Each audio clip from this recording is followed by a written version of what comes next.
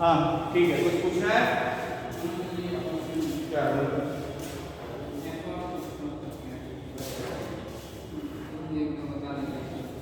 F of x क्या लिख सकते हैं? एफ एक्स दिया हुआ है x minus 3 upon x plus 1। तो तुमसे पूछा एफ ऑफ एक्स, ठीक है? तो एफ ऑफ एक्स का मतलब क्या हुआ? एफ में एफ को रख दो, है ना? तो एफ में एफ को रख दो, मतलब F x minus 3 upon F x plus 1 हो जाएगा। ये क्या होगा? दो बार एफ ऑफ एक्स। क्या ये बात समझ में आती है? तो पहले इसको सिंप्लीफाई करें। एफ एक्स की जगह क्या रखते हैं? X minus 3 upon x plus 1 minus 3 upon x minus 3 upon x plus 1 plus 1, ठीक है? इसको सॉल्व कर लो। X minus 3 minus 3x minus 3, यहाँ पे डिनोमिनेटर में एक्स प्लस 1 आएगा, यहाँ पे भी एक्स प्लस 1 आएगा, तो कैंसिल हो जाएगा। तो उसको मैं नहीं लिख रहा हूँ, ये आ गया। तो minus 6 minus 2x upon 2x minus 2, ठीक है? 2 कॉमन ले लो, ये 3 हो जाएगा, ये x हो जाएगा, यहाँ पे 2 कॉमन आ जाएगा, ये आ जाएगा। तो ये आ जाएगा, ऊपर में माइनस कॉमन ले लो तो x प्लस 3 और डिनोमिनेटर में आ जाएगा 1 माइनस x, ठीक है? अब क्या निकाला? फिर से f ऑफ दिस, तो फिर से इसमें fx रख दो, तो x की जगह fx रख दो, तो फिर आ जाएगा fx plus 3 upon 1 minus fx। तो fx की जगह फिर से ये रख दो, x minus 3 upon x plus 1 plus 3 upon 1 minus x minus 3 upon x plus 1। तो एलसीएम ले लो, x minus 3 plus 3x plus 3, denominator में x प्लस 1 आएगा, यहाँ पे भी आएगा x plus 1 minus x plus 3, x cancel हो गया, 1 माइनस 1 प्लस 3 4, और यहाँ आ जाएगा 3x plus x 4x, 4 cancel हो गया x। क्या करना है? हाँ, यहाँ कैलकुलेशन भारी लगता है, ऑपरेशन पूछो।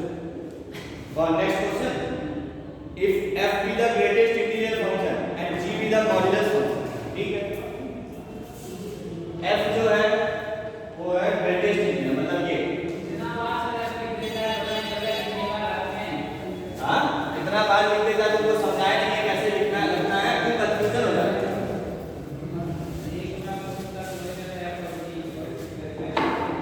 देखो fx दिया है ग्रेटेस्ट इंटीजर फंक्शन और gx दिया है मॉड्यूलस फंक्शन। तो तुमसे पूछा है gauss minus 5/3 and fog minus 5/3 और इसका माइनस, ये पूछा है। तो gauss का मतलब क्या हुआ? g में f को रख दो, है ना? g फंक्शन क्या है? इसमें f को रख दो, तो ये आ जाएगा, ये हो गया gauss। और fog क्या हो जाएगा? f में g को रख दो, इसमें f में g को रख दो, ये हो गया। और माइनस 5/3 को पूछा है, तो माइनस 5/3 का GIF क्या होगा? माइनस 5/3 का GIF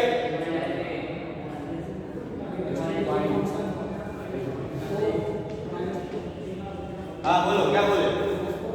-4 बताओ। 1 और कुछ?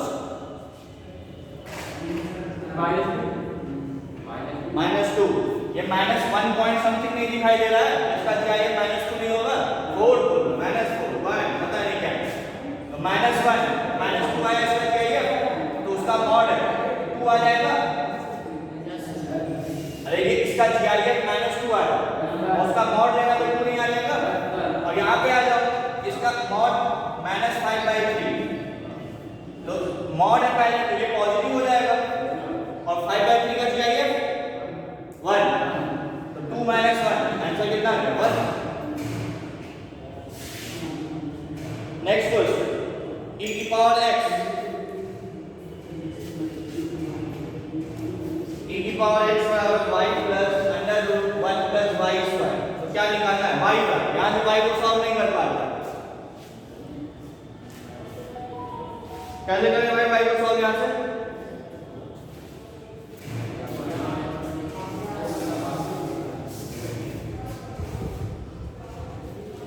इसके बाद वाला क्वेश्चन क्यों पूछे हो?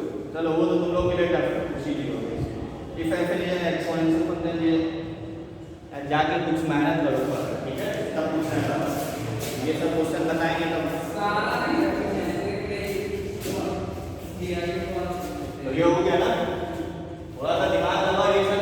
पहले तो तुम यदि नोट्स अच्छे से पढ़ोगे तो तुम्हें कहीं कोई दिक्कत नहीं आएगी। अब बताओ -5/3 का GIF में तुम लोग सही सही बता पा रहे हो तब क्या क्वेश्चन कर पाओगे? यदि इसके बाद तुम उम्मीद कर रहे हो कि कुछ होगा बेफालतू है, यहाँ बैठना ही फालतू है, टाइम वेस्ट कर दो, ठीक है। चलो आगे बढ़ते हैं। मैट्रिसेस में कोई डाउट हो तो पूछ सकते हो, अदरवाइज आज से हम लोग स्टार्ट करेंगे डिटरमिनेंट।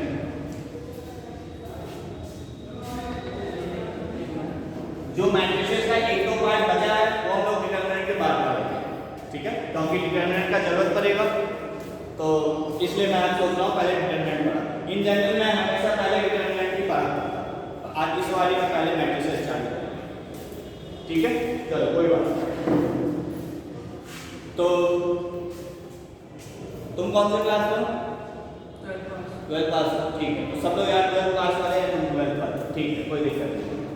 तो रो कॉलम सबको पता है, तो मैं थोड़ा सा फास्ट चलूंगा, ठीक है। जो बातें तुम्हें पता है, जो मैट्रिसेस में 2 दिन पहले डिस्कस की, उसको फिर से डिस्कस करने में टाइम वेस्ट करने का कोई मतलब नहीं, बट फिर भी मैं फॉर्मली सारा कुछ डिस्कस करूंगा। सबसे पहले डिटरमिनेंट क्या होता है? चलो ये बताओ। हाँ क्या?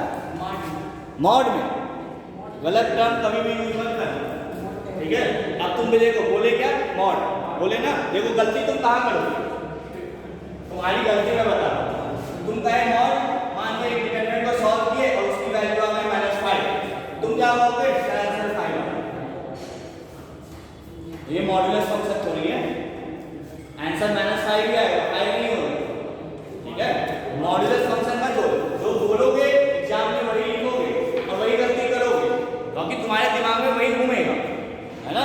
तो इसलिए हमेशा बोलो सही चीज, ठीक है। तो डिटरमिनेंट क्या होता है? बेसिकली इन दोनों लाइन के बीच में नंबर का अरेंजमेंट, ठीक है।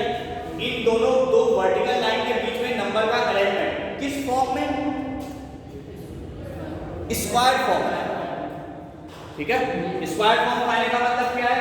जितना इधर मूव कर रहे हैं उतना ही इधर भी मूव करेंगे, ठीक है। जितना इधर मूव करेंगे उतना ही इधर भी मूव करेंगे। तो नंबर का दो वर्टिकल लाइन के बीच में arrangement in form of A square, यदि ऐसा कुछ दिख रहा है तो वो क्या कह रहे हैं? ठीक है। जैसे मैट्रिसेस में मैंने क्या बोला, तो इस ब्रैकेट के अंदर नंबर्स का अरेंजमेंट, ठीक है। रेक्टेंगुलर फॉर्म में वहां कुछ भी हो सकता है, वहां कोई जरूरी नहीं कि स्क्वायर हो ही, वहां रेक्टेंगुलर में भी हो सकता है, तो इसलिए वहां पे टर्म यूज किया रेक्टेंगुलर और यहां पे क्या यूज किया? ठीक है। तो ऐसे यदि कहीं पे नंबर तुमको दिख रहा है तो इसको हम क्या बोलते हैं? डिटरमिनेंट। डिटरमिनेंट जो होता है, अब जो मैंने बातें मैट्रिसेस में बोला था कि मैट्रिक्स और डिटरमिनेंट में क्या मेन डिफरेंस है?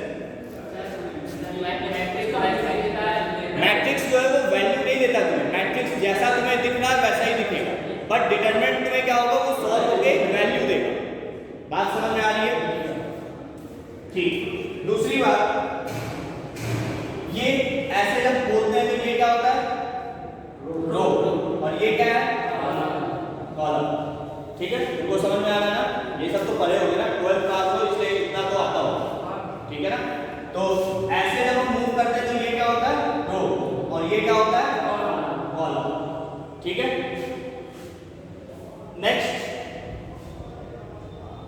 नेक्स्ट आता है डिटरमिनेंट का ऑर्डर। तो क्योंकि डिटरमिनेंट जो है हमेशा एक स्क्वायर फॉर्म में होता है ना, मतलब इसका ऑर्डर हमेशा क्या होगा? m क्रॉस m टाइम, ठीक है। ऐसा नहीं होगा कि 2 क्रॉस 3 हो जाए या 3 क्रॉस 5 हो जाए या 4 हो जाए, ऐसा नहीं होगा। डिटरमिनेंट में जितने नंबर ऑफ रोज होंगे उतने ही नंबर ऑफ कॉलम्स भी होंगे। यदि ऐसा नहीं है तो हम वहां डिटरमिनेंट डिफाइन ही नहीं करते।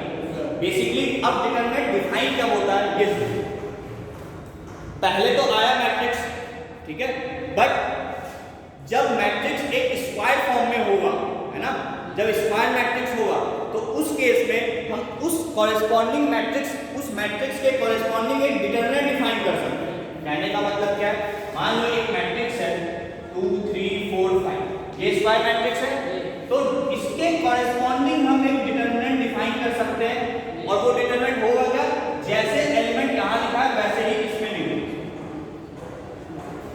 तो इसके कॉरेस्पॉन्डिंग हम एक डिटरमिनेंट डिफाइन कर सकते हैं, और ये डिटरमिनेंट मुझे क्या दे देगा, एक वैल्यू दे देगा, कुछ भी वैल्यू देगा वो मैं ऐसे ही, तो ये डिटरमिनेंट मुझे क्या देगा, एक वैल्यू देगा। तो मैट्रिक्स से डिटरमिनेंट डिफाइन, बात समझ में आ रही है। जब स्क्वायर मैट्रिक्स होगा तभी हम उसके कॉरेस्पॉन्डिंग एक डिटरमिनेंट डिफाइन कर सकते हैं, और वो डिटरमिनेंट क्या होगा, जैसे यहाँ पे एलिमेंट लिखा हुआ है वैसे उस डिटरमिनेंट के अंदर एलिमेंट, और डिटरमिनेंट जो होगा वो फिर तुम्हें एक वैल्यू दे देगा। बात समझ में आ गई यहाँ तक? इसमें कोई डाउट हो तो पूछो। मैट्रिक्स से ही डिटरमिनेंट बनता है। हाँ, मैट्रिक्स से ही एक डिटरमिनेंट बनता है, डिटरमिनेंट से मैट्रिक्स नहीं बनता, मैट्रिक्स से ही डिटरमिनेंट बनता है। एक मैट्रिक्स के कॉरेस्पॉन्डिंग ही हम डिटरमिनेंट डिफाइन करते हैं। बात समझ में आई? ठीक है, एक मैट्रिक्स के कॉरेस्पॉन्डिंग ही हम लोग डिटरमिनेंट डिफाइन करते हैं। ठीक है, ठीक है, तो बेटा देखो, तो हम क्योंकि स्क्वायर मैट्रिक्स के कॉरेस्पॉन्डिंग ही डिटरमिनेंट डिफाइन करते हैं, तो स्क्वायर मैट्रिक्स का ऑर्डर m क्रॉस m लिखो या ऑर्डर सिर्फ m लिखो। तो वैसे इस मैट्रिक्स का भी ऑर्डर, जो इस डिटरमिनेंट, जो इस मैट्रिक्स का ऑर्डर होगा वही इस डिटरमिनेंट का भी ऑर्डर होगा, चाहे m क्रॉस m बोलो चाहे m बोलो। बात समझ में आ गई? तो ऑर्डर में जैसे वहां होता था वैसे ही यहाँ भी होगा, उसमें कोई भी चेंजेस नहीं। ठीक है, वापस से यदि कोई डिटरमिनेंट है तो उसका एलिमेंट हम कैसे लिखेंगे, तो किसी भी डिटरमिनेंट का एलिमेंट हम लोग कैसे लिखते हैं, aij से। ठीक है, aij का मतलब क्या हुआ, i is for row and j is for column. तो ये जो है, मान लो मैं 3 क्रॉस 3 का डिटरमिनेंट लिखना चाहता हूं, तो जो एलिमेंट होगा a के टर्म्स में, aij के टर्म्स में लिखना है तो कैसे लिखेंगे, ये जो एलिमेंट होगा ये पहला रो और पहला कॉलम है, a11, ये पहला रो दूसरा कॉलम a12, ये पहला रो थर्ड रो, ये पहला रो है, तो इसमें i की वैल्यू देखो सब जगह सेम आएगी। फिर ये a21, a22, a23, a31, a32, a33, आई बात समझ में आता? तो ये सारा उसको वैसे ही चलता है। ठीक है, कोई दिक्कत यहाँ पर नहीं।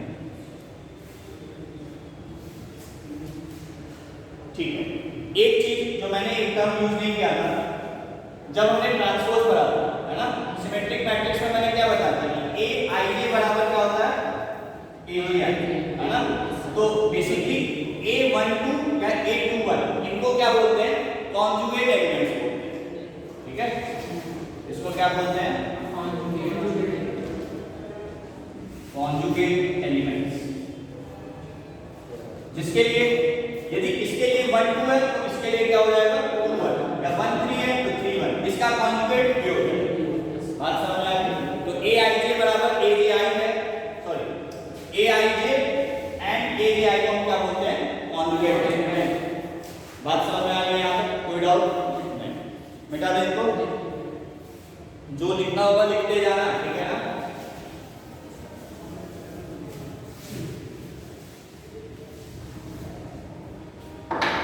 ठीक है। अब मैंने बोला तुम्हें कि डिटरमिनेंट मुझे क्या देता है, वैल्यू देता है, तो अब मेन बात आती है कि उस वैल्यू को हम कैसे निकालेंगे। ठीक है, तो उसके लिए आता है दो term, minor and cofactor, minor and cofactor. क्या होता है माइनर एंड कोफैक्टर?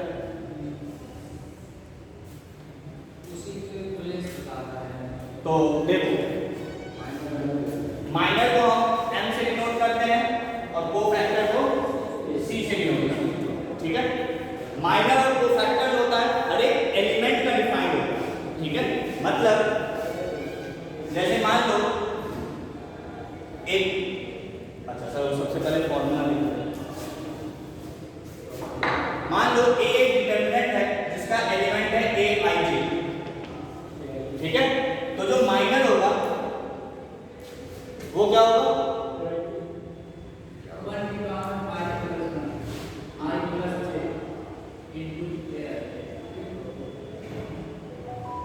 क्या होगा? हाँ देखो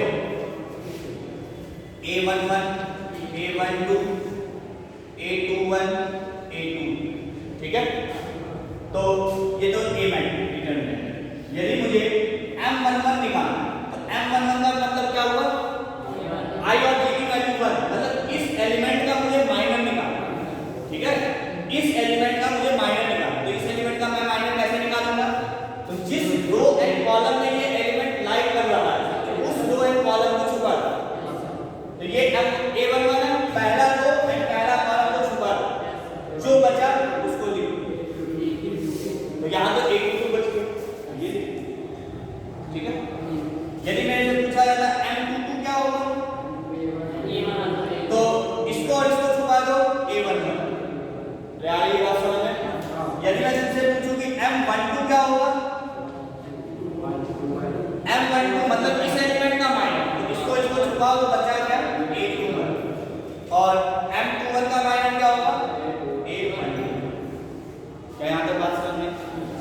इसमें कोई डाउट नहीं?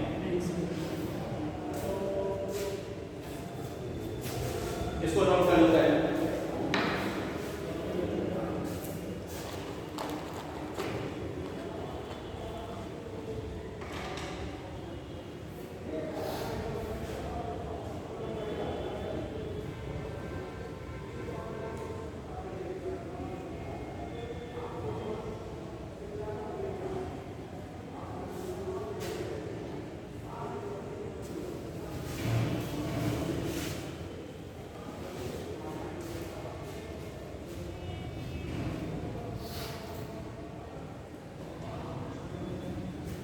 मिटा दें?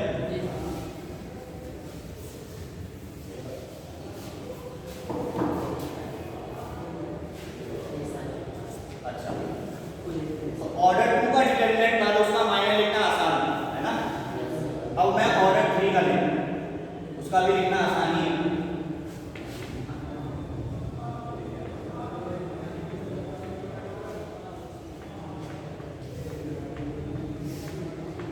ये है ना, तो अब मेरे से पूछा जाए कि M11 क्या होगा, तो M अभी भी कॉन्सेप्ट वही है कि जिस रो M11 लिखना है तो पहला रो और पहला कॉलम को छुपा दो, इसको और इसको छुपा दिए, ये जो बचा वहां पे एक ही एलिमेंट बच रहा था इसलिए कोई दिक्कत नहीं था, बट यहाँ पे 4 एलिमेंट बच रहा, तो इसको तो एक डिटरमिनेंट के फॉर्म में ऐसे ही लिख दो। हाँ अभी वो भी करेंगे, बट जो आता है वो ये बात समझ में आई कि जो भी बचा, यदि 4 एलिमेंट बचा तो उसको एक डिटरमिनेंट के फॉर्म में इस तरीके से जैसे यहाँ लिखा है वैसे यहाँ लिखा। बात समझ में आ रही? तो ऐसे ही किसी भी एलिमेंट का लिखना है, मान लो M22 लिखना है तो क्या होगा, तो A11 A31 A13 और A33, कोई दिक्कत यहाँ तक? तो माइनर लिखना आसान है, कोई दिक्कत? चाहे कितने भी ऑर्डर का हो माइनर लिख सकते हो। अब मुझे बताओ यदि डिटरमिनेंट यदि A का ऑर्डर 3 है तो जो माइनर मुझे मिल रहा है उसका ऑर्डर क्या है? 2। अरे इसका ऑर्डर 3 है तो इसका ऑर्डर 2 नहीं है, मतलब माइनर का एक ओरिजिनल वाले से एक ऑर्डर कम आता है, ठीक है, ठीक है, यहाँ तक कोई दिक्कत? निकालें।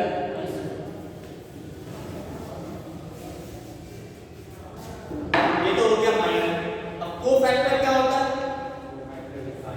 तो कोफैक्टर होता है CIJ, किसी भी एलिमेंट का कोफैक्टर लिखना है तो वो क्या होता है?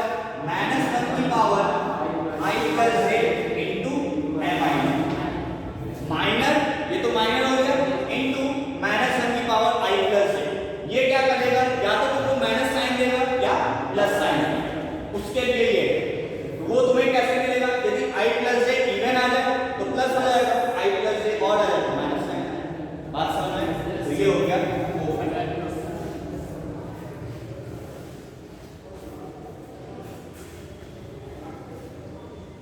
ठीक है यहाँ तक? अभी तो 2 दिन बहुत आसान आराम लगेगा, ठीक है? अभी सब पढ़े हुए हो और ये सब में उतना तो दिक्कत रहता है, इसलिए ज़्यादा चिल्ला रहे हो, सबके पीछे आवाज निकलता है, सबके चेहरे पे हंसी है ना? ठीक है यहाँ तक? तो अब हम आते हैं कॉमन कोफैक्टर और माइनर सिग्मा। अब हम आते हैं डिटरमिनेंट की वैल्यू निकालने। तो यदि मान लो एक डिटरमिनेंट है जिसका ऑर्डर 1 है, ठीक है? इसका ऑर्डर क्या है? 1। तो इस डिटरमिनेंट की वैल्यू क्या हो जाएगी?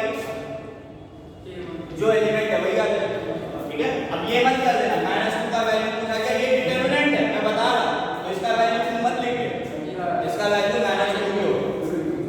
बात समझ में आ रही है? तो ये तो ऑर्डर 1 के लिए हो गया, ये तो कुछ था ही नहीं। ऑर्डर 2 के लिए तो A11 A12 A21 A22 इस डिटरमिनेंट की वैल्यू क्या होती है? तो देखो दिस इनटू दिस करो माइनस दिस इनटू दिस करो, तो क्या हो जाएगा? A11 into A22 minus A12 into A21। Very simple, कोई दिक्कत नहीं, ठीक है? यहाँ पे लिख लो इसको, लिखते जाया करो, बैठा जब मुझे खाली बोलना और मुझे खाली लिखना है, उतना ही काम अभी करना है। अभी तो दिमाग भी नहीं आ रहा, कम ही दिमाग हटा दे।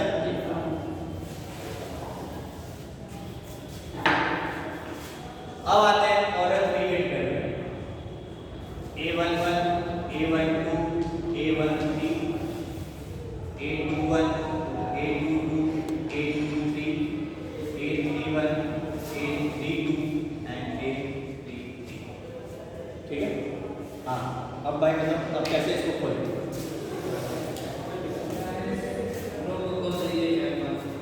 देखो किसी भी डिटरमिनेंट को तुम रो के अबाउट बोल सकते हो या कॉलम के अबाउट बोल सकते हो, किसी भी रो के अबाउट बोल सकते हो, किसी भी कॉलम के अबाउट बोल सकते हो। तो इस डिटरमिनेंट को ओपन करने का कितना तरीका है?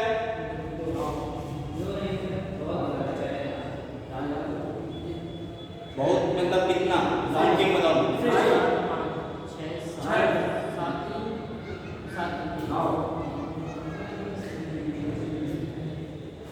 कितना 9 तरीका है?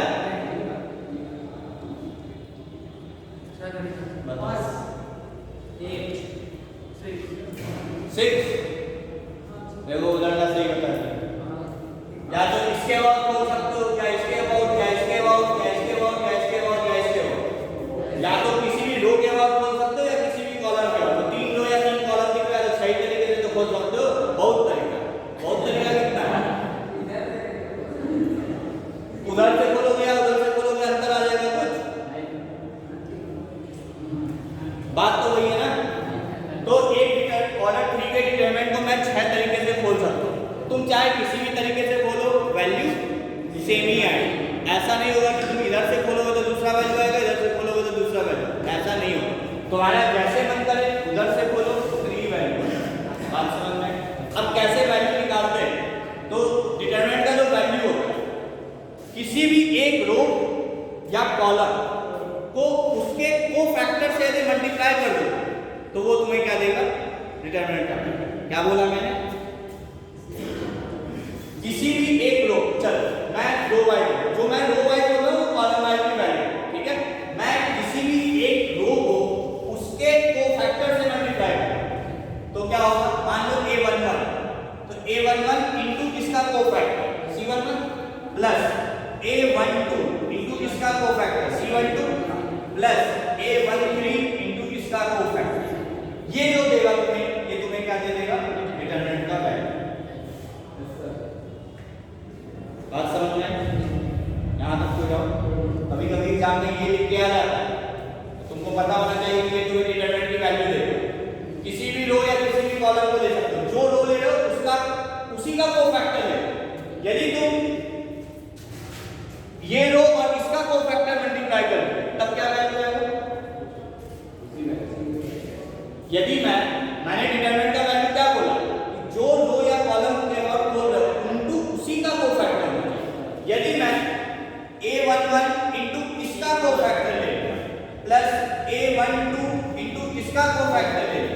प्लस a13 इसका कोफैक्टर ले लो, उससे क्या वैल्यू है जानते हो? 0।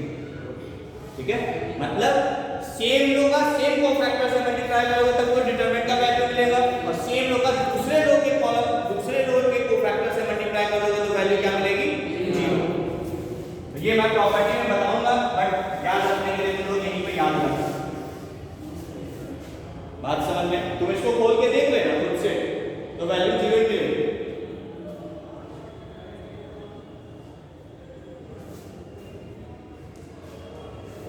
आई बात समझ में? कोई डाउट? इसको मिटा देंगे वाला। देखो मैं यदि कहीं पे बोलना भूल गया कि रो वाई पर बोलना, तो ऐसा मत समझना कि रो वाई की वैल्यू है। जो चीज मैं रो के लिए बोलूंगा सेम चीज कॉलम के लिए भी वैल्यू है। ठीक है ना? अभी मैं बता रहा हूं। चलो अब इसको सॉल्व करते हैं। कैसे सॉल्व करें? तो a11 तो एलिमेंट है, c11 क्या होगा? c11 माइनस 1 की power i plus j into mi है, तो माइनस a11 का तो i प्लस j क्या हो गया? 2, तो माइनस 1 का स्क्वायर 1 हो जाएगा, इसमें माइनस साइन नहीं लगा। अब c11 मतलब इसका माइनर, तो इसका माइनर में ये 4 आएगा,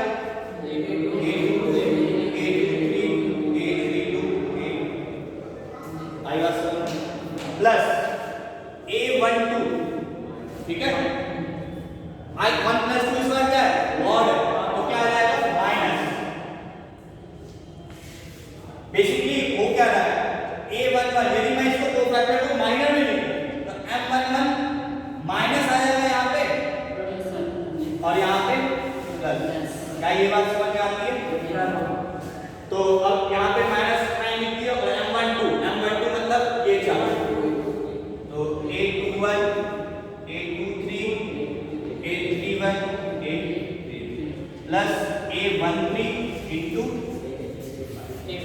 a21 a22 a31 a, और इसको सॉल्व करना जानते हो? This into this minus this into this, this into this minus this into this, this into this minus this. तो इस तरीके से डिटरमिनेंट की वैल्यू निकाली जाती है। ठीक है? अब ये तो पूरा प्रोसेस है ना, बट हम जब निकालेंगे तो हम हमेशा ये सब लिखेंगे नहीं। तुम्हें माइनर और कोफैक्टर पता होना चाहिए, इसलिए ये सब चीज बताएगा, बट हमको जब वैल्यू निकालना होगा तो मैं इतना काम नहीं करूंगा, मैं डायरेक्ट सॉल्व। ठीक है? तो पहले इसको नोट डाउन कर लो, फिर डायरेक्ट वाला सिखाते हैं कैसे करते हैं। वैसे तो जानते ही हो सब।